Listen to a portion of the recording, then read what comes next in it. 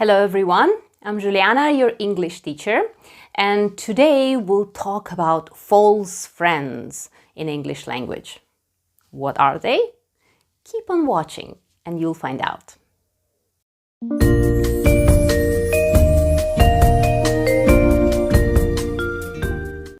So what are false friends? First of all, they're not people.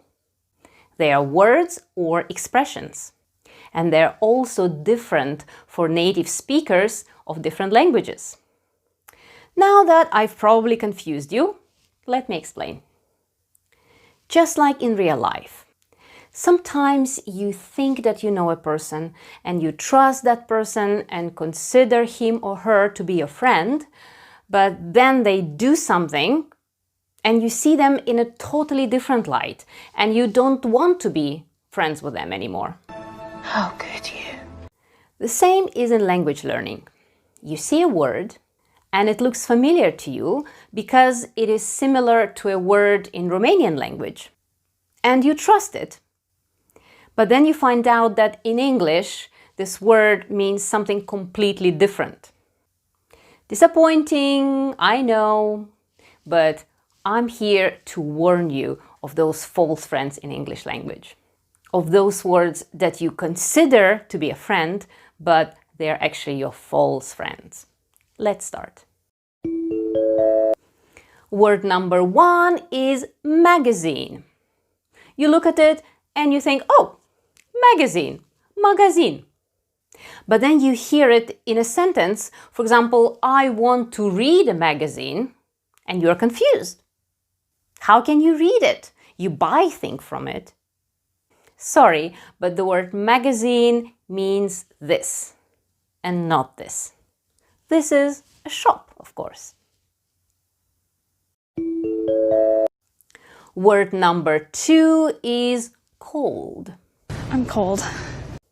When someone says, I'm cold, and you think that cold means cold, and you offer to open the window, which is actually totally opposite of what you should be doing. Because in English, cold is the opposite of cold. It's actually frig. Word number three is library. Nope, it's not librerie. You cannot buy pens and paper from the library. You read books in it. Yes, it's bibliotecă. And libreria in English is a bookshop. Word number four is salad. In English, a salad is a combination of cut up vegetables, something like that. The green leafy vegetable that you can put in a salad is called lettuce, even though you really want to call it salad, right? Just remember, lettuce. Word number five is map. This is the map of the world. This is the map of Bucharest Underground. Romanian word mapă sounds like a map. So you really want to call this thing a map, but it is actually not. It's called a folder. Remember, map, folder. Map, folder. Word number six is camera. In Romanian, this is a camera, and in English, it's also called a camera. So it is actually your true friend. But another word for the word camera in Romanian is this. And you have to remember that in English, we don't call it camera, we call it a room. Word number seven is fabric. I know it sounds like fabrică and you feel that's what it should mean. So you will be very surprised to learn that in English, fabric is type of a cloth or material. You make clothes out of fabric. Fabrică in English is factory.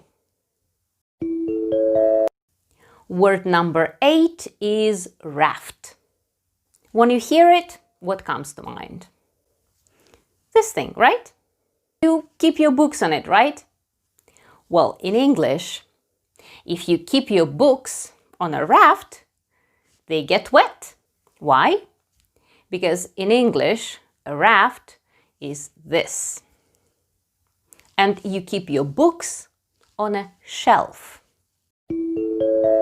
Word number 9 is sensible. You might think that in Romanian it can be translated as sensibil, but unfortunately it has a totally different meaning. Just for you to know, sensibil in English is sensitive.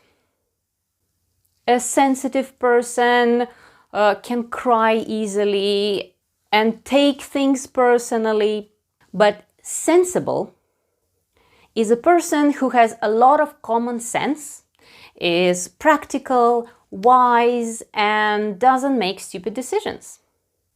You could say rațional in Romanian.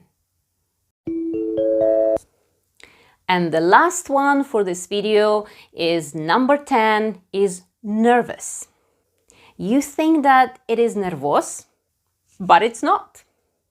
You say that you're nervous when you're about to have an exam or before you speak in public. As you can see, it has a very different meaning from the word nervos, which you can translate to English as mad, angry, or furious. That's all for today. If you found this video useful, subscribe to the channel and see you on the next video. Have a wonderful life, because we all deserve it. Bye bye!